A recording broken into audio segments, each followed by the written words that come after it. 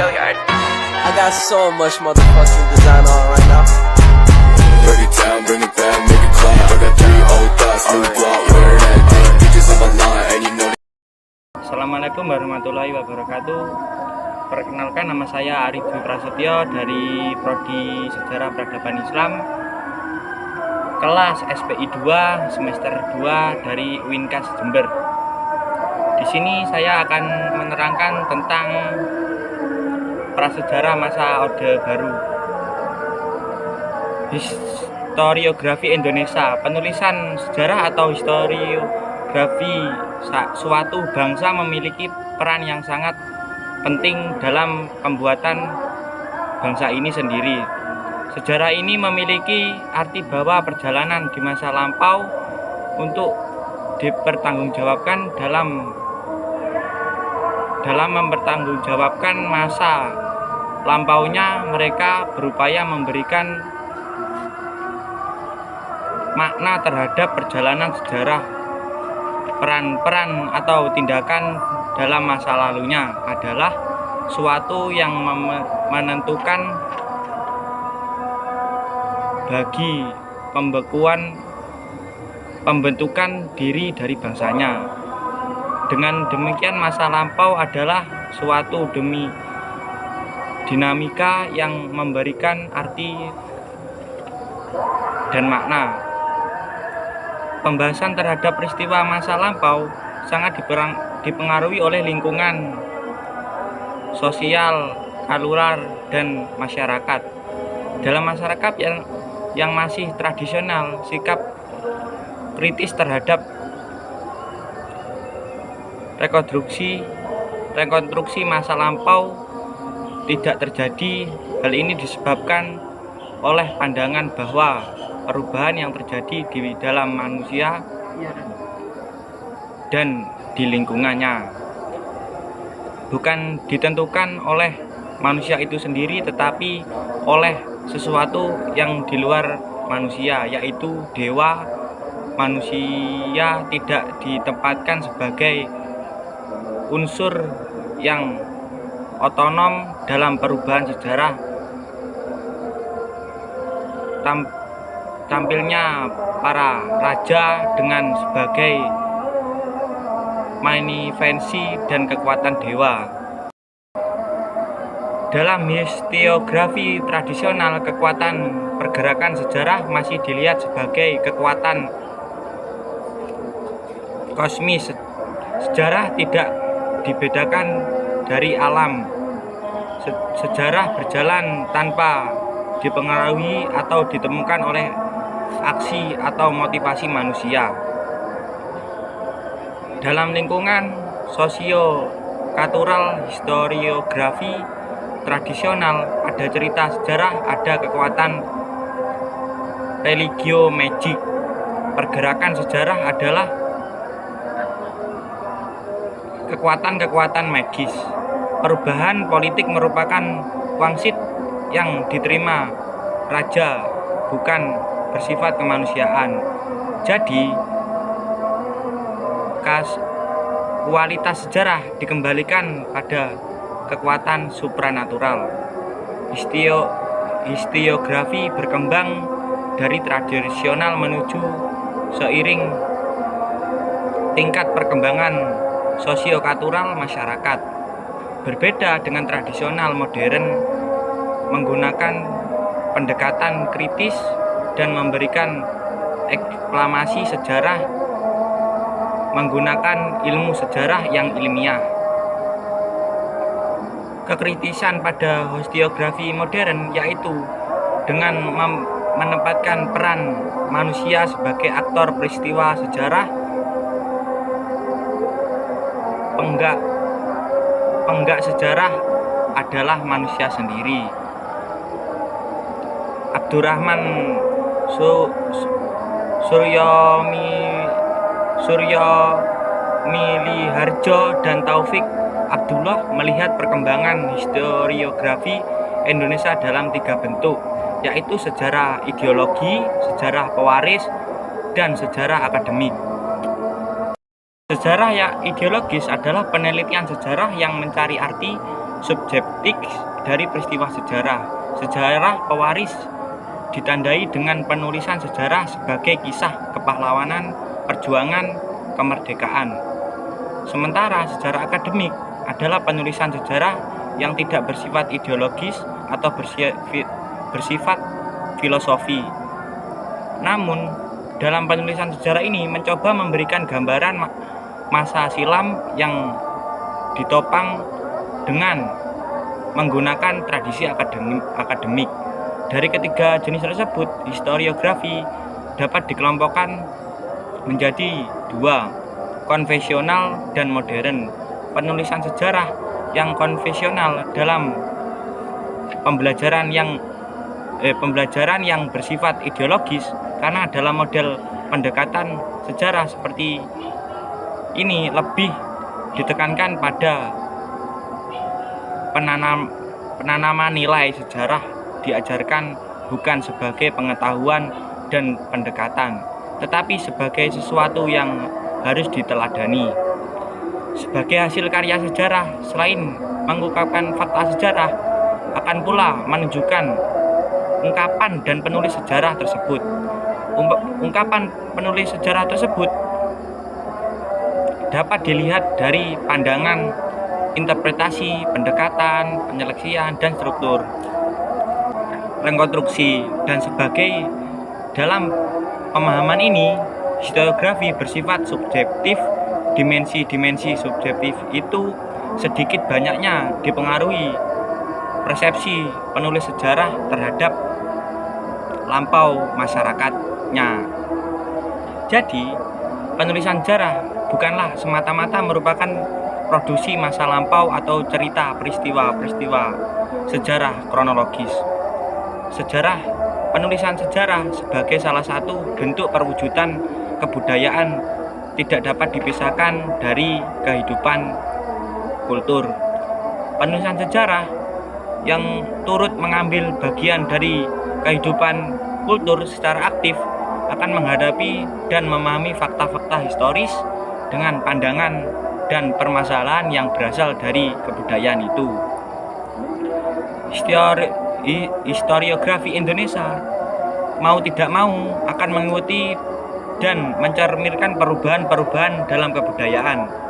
Kalau kebudayaan agraris feudal dengan pemujaan raja menciptakan historiografi yang bersifat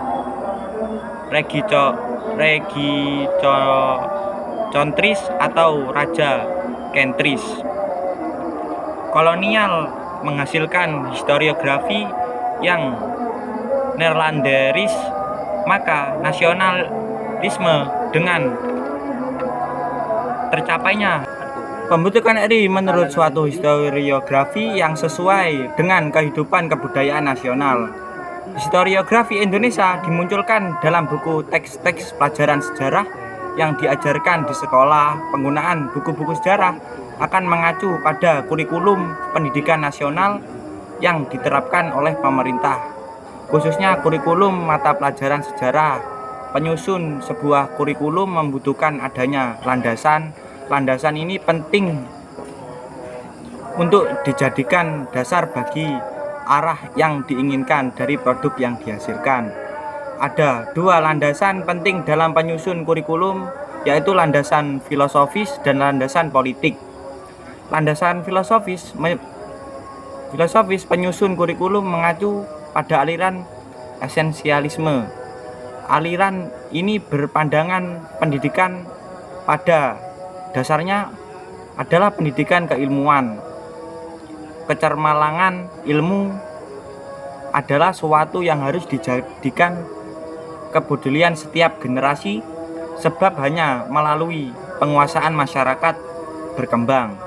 Sekolah harus mengajarkan disiplin ilmu kepada siswa, sedangkan landasan politis berkaitan dengan kebijakan politik pemerintah. Dalam penyusun kurikulum, biasanya pemerintah memiliki kepentingan politik tersendiri, sehingga pemerintah memasukkan pesan-pesan tersendiri dari isi kurikulum tersebut. Pendidikan sejarah merupakan satu pelajaran yang memiliki kepentingan politik yang sangat besar. Salah satu misi dari pelajaran sejarah adalah menanamkan cinta tanah air bagi peserta didik. Rasa cinta tanah air merupakan salah satu sikap dari kesetiaan seorang warga negara terhadap bangsanya. Tumbuhnya kesetiaan merupakan bentuk dari pengakuan seorang warga negara terhadap eksistensi bangsanya, sedangkan eksistensi bangsa merupakan produk dari sejarah. Oleh karena itu, sejak awal kemerdekaan pemerintah memiliki kepedulian yang besar terhadap perumusan kurikulum pendidikan. Dan ini akan membahas dinamika historiografi Indonesia. Sejarah Indonesia merupakan salah satu mata pelajaran yang sudah diberikan di sekolah sejak awal kemerdekaan. Bahkan pelajaran sejarah sudah ada di sekolah-sekolah sejak zaman penjajahan Belanda. Namun pada saat itu pemerintah belum menetapkan standar resmi bagi kepentingan penulisan buku teks pembelajaran sejarah yang memiliki kepentingan nasional.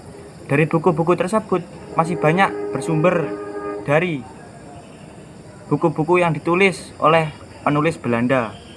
Buku-buku tersebut memang menggunakan judul dengan istilah sejarah Indonesia yang dibedakan dengan judul sejarah Hindia Belanda, tetapi isi dari buku tersebut masih menunjukkan uraian yang cenderung Nederlanders.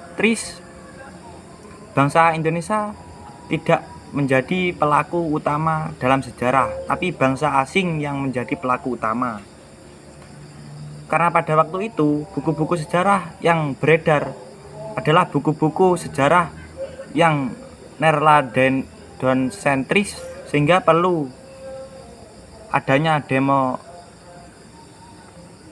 dekoloniasi bagi penulis sejarah Indonesia.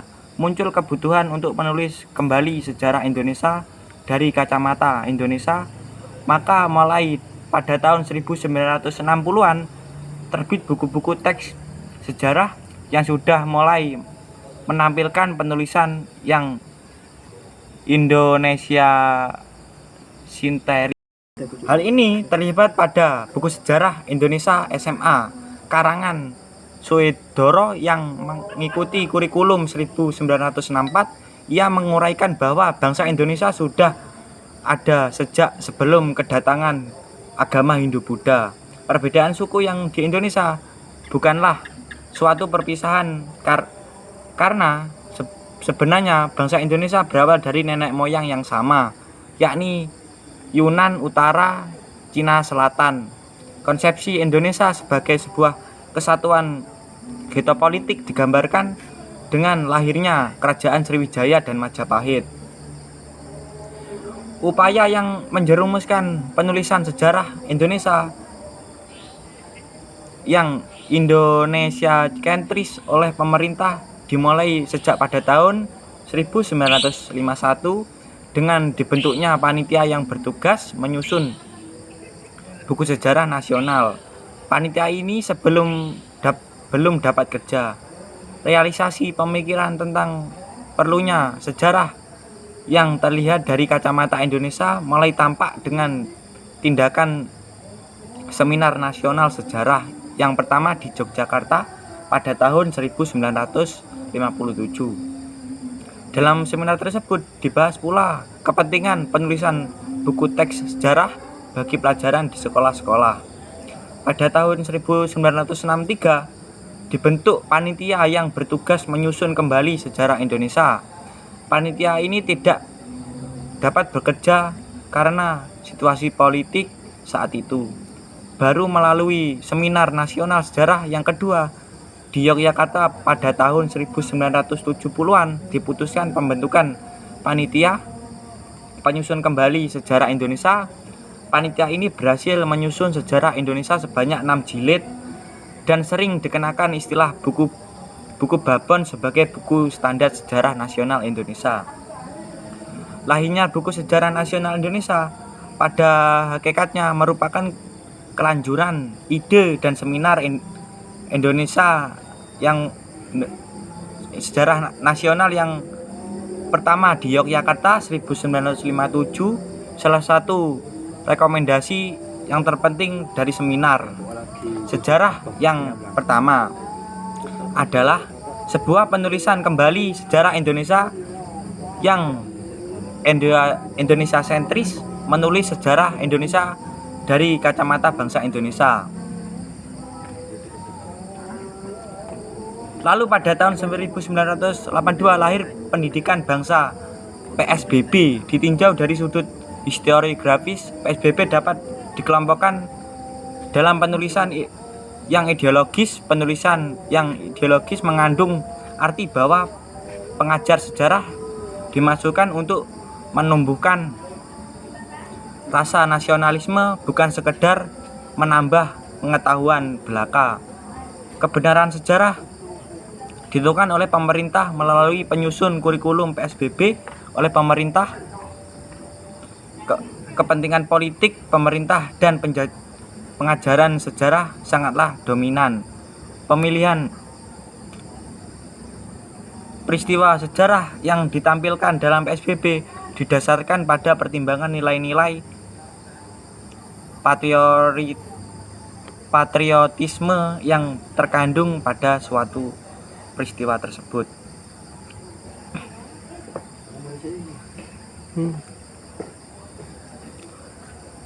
Penjajaran PSBB lebih ditekankan pada aspek efektif atau nilai-nilai perjuangan yang digambarkan dalam sejarah bangsa Indonesia, bukanlah kelahiran PSBB yang harus melalui produk keputusan politik yang sangat tinggi, yaitu melalui umum MPR dan tahun 1982.